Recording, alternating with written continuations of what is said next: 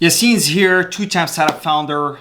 So the subject of today is whether should I go with the co-founder or not. Unfortunately, so many incubators or startup accelerators, they ask you if you want to be accepted, you must have a co-founder. It's partly true, and I had two tech co-founders. I'm gonna tell you the story and what you can draw out of it. So here's the thing. When I was building my own travel company, I remember I did get a tech co-founder, which was presented to me by someone, by the co-founder of, a multi-million dollar company that I met on kind of a Tinder for business, where you meet people to do business with and all that stuff. It's I forgot the name of it, totally forgot the name of it, but I'll bring it up probably in my next videos. But anyway, he connected me with a guy, but this guy, he was an amazing guy, by the way. But the problem is that he had kids and a wife back in Turkey. Still, he was living in Vancouver. So he came up to me, he said, okay, you know what? We're gonna do this in WordPress very quickly. I have a template and all that stuff. We're gonna take care of it. It ended up taking 3 months-ish. And I was like, what's the catch? If we're doing WordPress and it takes 3 months-ish, that's not something that I wanna do. He was working full-time, so he was sometimes not even working on the project, and I could feel he was not interested in it. But however, his friend, they raised, I remember in the first round, like $1 million or $2 million. So he was in the Silicon Valley. He was in YC, by the way, Y Combinator. So when I said, okay, now this guy's connecting me with one of his friends, but it ended up that I had to keep pushing. Like, the guy was not consistent. He was working. It's like whenever I feel like it. He was an amazing guy. That's my first story. So came up the day, I said, okay, you know what? Same thing going on. If, I just said, we have to call it a day. We cannot keep going. We cannot keep going like this. Excuse me. Then for the second startup company, I was working with a guy who helped me on Fiverr with my own social network. He helped me fix some bugs, but the guy was the best in Fiverr to do it. He was from Nigeria, great guy. So I pitched him the idea. He said, I'm in. Unfortunately, that was one of the mistakes that I did. It ended up taking. So he was on sweat equity. I will talk about it. So basically, if he does not abide by some stuff, if he's not committed, he's not getting anything out of the company, particularly for the first year. So yeah, he was smart and all that stuff, but still he was always coming up to me. It ended up, by the way, the app was supposed to be taking 3 months, so I could understand. It was not like something, it was not a template or whatever, but it ended up taking, God knows, it was like 8 months, something like that. And I was like, just be patient. Be patient, because I didn't have the money at the time to build an app. So I needed the guy so bad. He was a tech guy, and I was taking care of the business, the marketing side. And of course, I was testing the app and telling him what's going on. And I was even doing the QA, seeing if there's any bug going on whatsoever.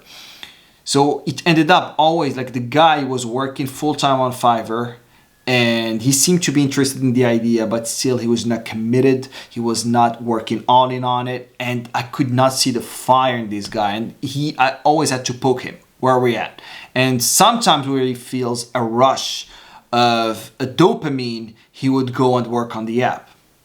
And the thing is that he was taking weekends, and I'm not the weekend guy. Like, if I'm onto something, I'm all in or I'm not. You gotta be obsessed if you wanna build a multi-billion-dollar company, probably being used by millions, if not billions of people.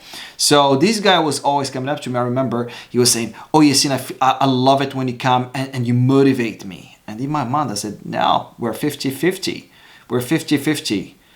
I have my own down moments, but I'm never gonna come to you and say I have down moments. I have my down moments, I deal with them, and I keep moving forward. That's how professionals do it. You gotta be a pro. So he always waited for me to be kind of his father, always coming to him and poke him.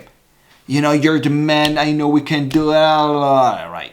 So I was tired of it, and I remember we had to pivot, and we had to pivot for the right reasons. It's like you starting something, and then it starts molding into not necessarily a whole new idea, but something, it was still a social network, but something different about it, which I'm working on as a side project right now. That's why I'd rather keep it until it's out.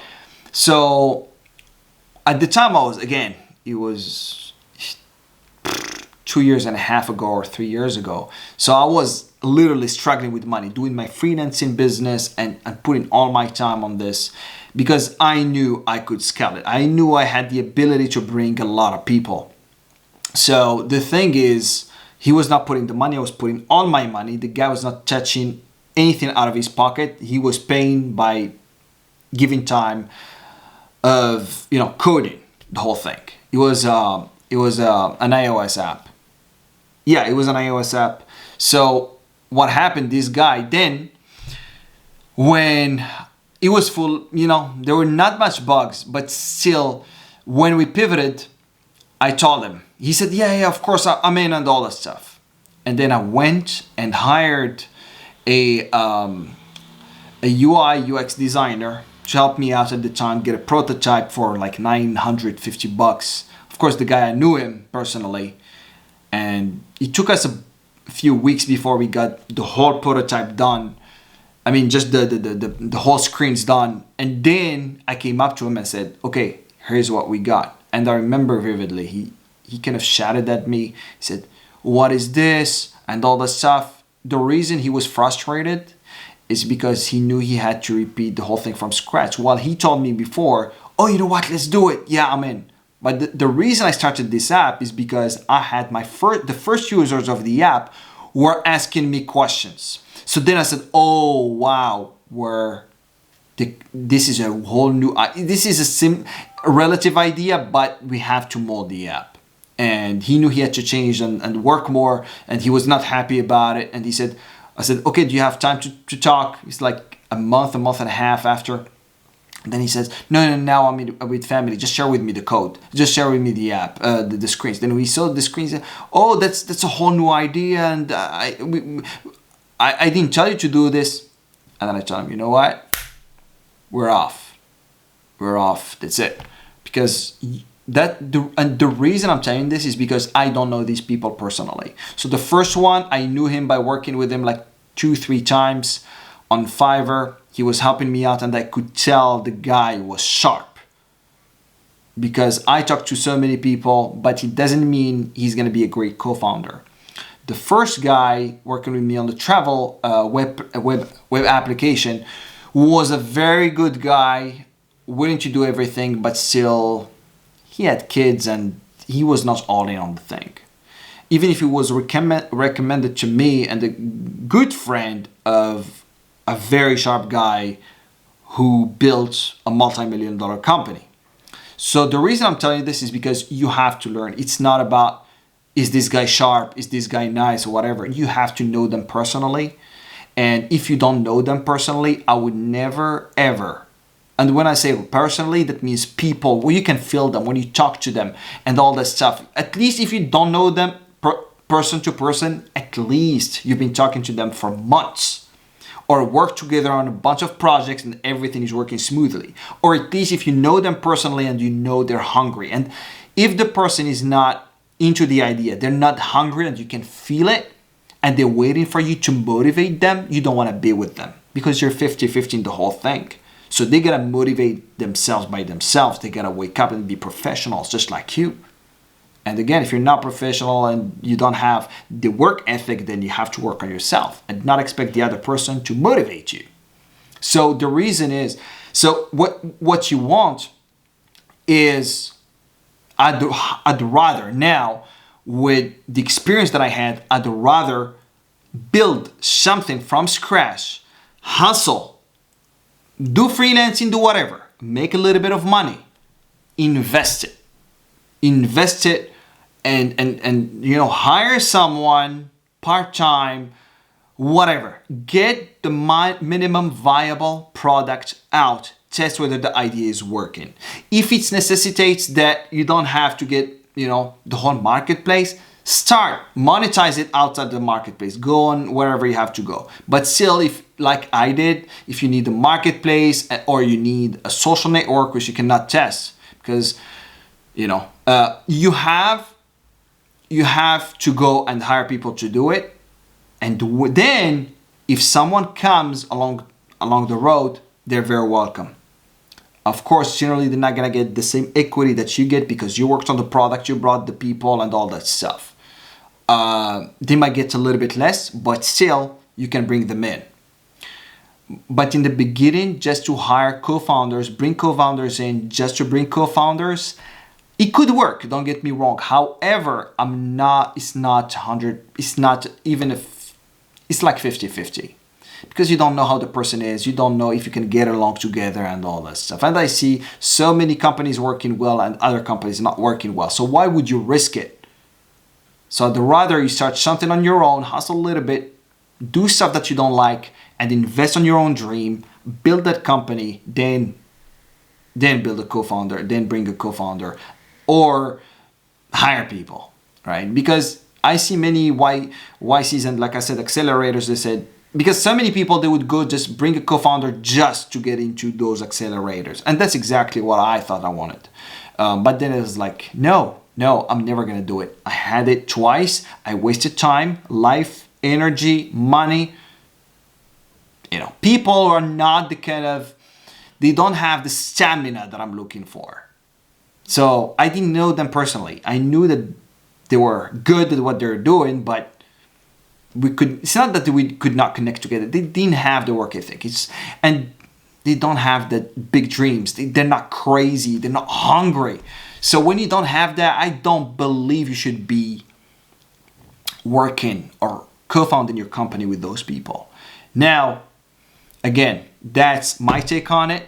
That's why I'm not saying you should be bringing a co-founder. It's 50-50, but in my humble opinion, if you don't know a person or you know them barely or you never worked with them on projects, don't bring them in just for the sake to raise funds or whatever. No, hustle, get the money, invest on people, hire freelancers to do the work for you, at least hire people part-time to do the work for you. Or even if you could, borrow the money or whatever to get the whole thing out and maintained, bring people, prove it works, and then bring people in. And trust me, at that time, people are going to start knocking on your door. Or at least, at that time, even, YC does, I believe, Y Combinator does bring people who are solo founders, but I think as long as they should be technical people. Business people, or at least probably if you have a big team working with you, because they want to make sure their money is safe. They're not just on a business guy hiring a dev shop or freelancer or whatever. They don't like that. And they will probably never ever fund you unless your app is bringing a crazy amount of visitors and then get a crazy amount of engagement. Or on the other side, if it's a marketplace or whatever, it brings standing amounts of money, of revenue. So at that time they can make probably an exception. But that's my take on it. That's based on my own experience. If I had to redo everything from scratch, I would never bring a co-founder in. If I don't have the money, I go hustle, make the money, hire people to do that for me. And yeah, that's pretty much it. All right, hopefully you found this video very helpful. And please, if you have anything you want to share, do it down below in the comments. Please subscribe to my channel if you love this channel, and make sure you activate the notification bell button. And if you love this video, click on the like one, and I'll catch you in the next time. All right. God bless you. God bless your families. To your success. Have a wonderful day. Bye-bye.